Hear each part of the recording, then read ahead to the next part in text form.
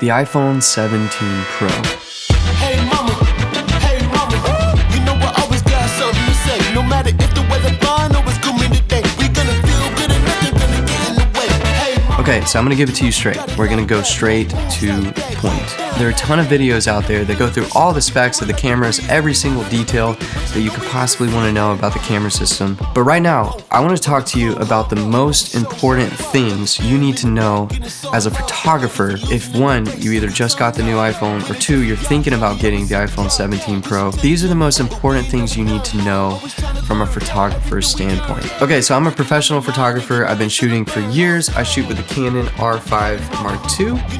I do a lot of concert photography, I do landscapes, lifestyle, all different things. So over the past few weeks, I've been using my iPhone 17 Pro as a real camera, and I put it through a lot of different scenarios to push the camera to its limits, specifically with photography. I've tested a lot of video features too, and I'll cover that in another video, but this video is all about photography. So here are the most important things I've learned over the past few weeks as a photographer from using the new camera system.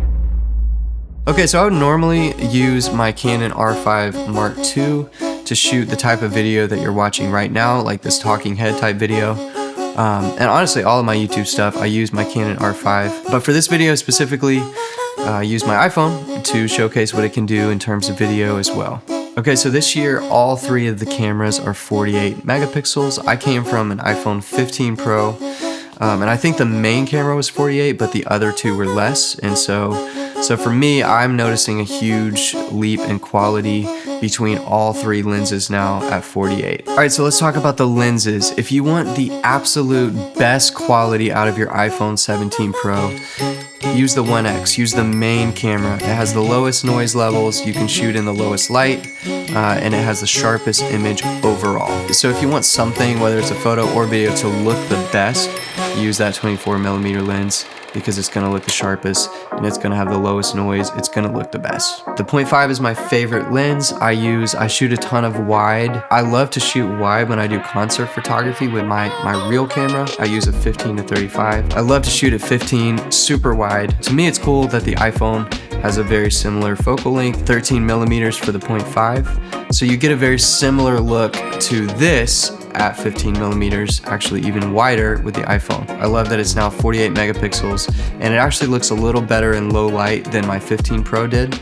And so I think they've improved some of that noise reduction even more, and some of the processing that goes on there. Okay, so let's talk about the telephoto lens. When you're shooting at 4X, that's the maximum you can shoot at to still produce a 48 megapixel photo. So when you jump to 8X, the photo actually turns out to be 12 megapixels. Although, I will say this, when you shoot at 8X, Apple uses some upscaling and really clean processing to make your 8X photos look a little sharper than your 4X. If you were to digitally zoom in that 4X by 2 to get 8X, it actually looks sharper just shooting 8X versus 4X. Another thing I would say is don't shoot at 2X. 2X is just a digital zoom from the main camera, from the 1X. There's not a true 2X lens. The 4X is actually using the telephoto lens, whereas the 2X is using the main camera digitally zoomed by 2. Okay, so let's talk about portrait mode. I honestly don't love to shoot in portrait mode for a few different reasons. One, you can always convert photos after the fact to portrait if there's a clear subject and it has a clear background. Like something you would use portrait mode for, you can convert that photo after the fact to portrait mode. But there's some caveats. If you shoot in RAW, you cannot convert that photo to portrait mode after the fact or before. You can't shoot a RAW portrait mode photo on your iPhone. Okay, so I have this photo opened up in my camera roll just on the camera app, and you can see on the top left, I have the ability to convert this to portrait. One click, and it turns it into a portrait photo. And it's actually doing a lot more than I thought it was initially for portrait mode. In other words, I kind of downplayed it earlier, but I think it's doing a really good job of knowing what to do with hair. It's not perfect, but it's getting better. In other words, right here, these hairs are less out of focus than the background. The background is completely blown out, as in out of focus. It's kind of a gradient like a real lens would do. So in other words, there's like layers of what is in focus and what is out of focus. This hair is completely in focus, this is kind of halfway, and then this is completely out of focus. So there's more going on than just cutting out the person and putting a harsh in focus, out of focus line. Another cool thing I've been experimenting within the Photos app is the ability to quickly edit in a very simple way. So within iOS 26, you can edit styles. Right now we're in standard, but if you go over, you can see these different kind of presets, and I don't love all of these, of course, but there's some quick things that you can do to make the image better. In other words, if I select this gold preset, I can pull it to the right to make it more saturated, to the left to make it less saturated. I can pull it down to kind of drop the shadows. And so I'm gonna make it more saturated and drop the shadows. So I pull it down and to the right, and that kind of quickly gets the photo from here to here, which is pretty cool, and it's so easy to use. So I feel like anybody can quickly edit a photo and make it look better. So within portrait mode, you could also change the parameters. So by default, it shows f4.5 for this photo, but you could bring it down to f1.4, or you could have a less out of focus background at f13, or just completely off. So you can make adjustments down here to the depth, which I also think is pretty cool. So yeah, it took me like 30 seconds to make these adjustments. We went from this to this. So I would say definitely don't always use portrait mode, but if you have a specific need and you as a photographer, you know what that need is, use it because it's there.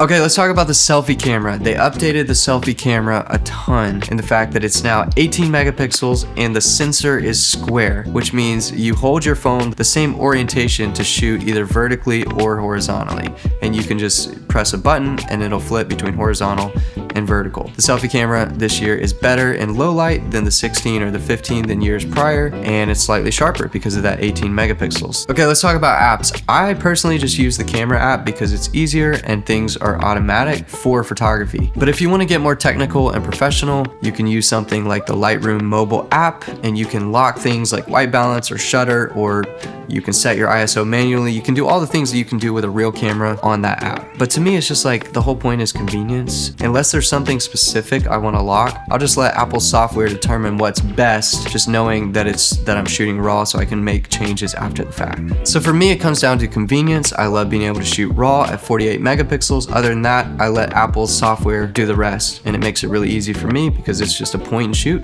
and I usually get a photo that I'm pretty happy with. So I think the biggest thing iPhones and other smartphone cameras right now are missing, the main thing that phones still can't do, is replicate depth of field from a real lens, because you have this much real glass to work with that creates that shallow depth of field, that beautiful out of focus background. That's the thing that iPhones still can't do. Okay, so the question everybody wants to know, will the iPhone 17 Pro replace my professional camera? Will it replace your professional camera?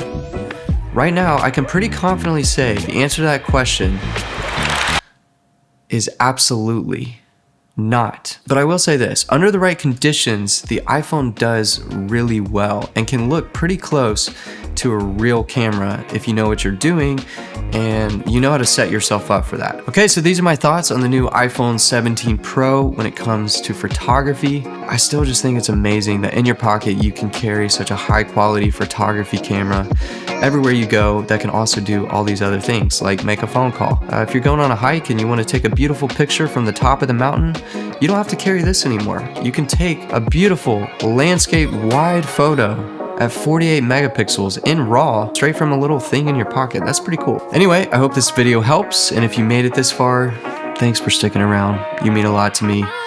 I'll see you next time.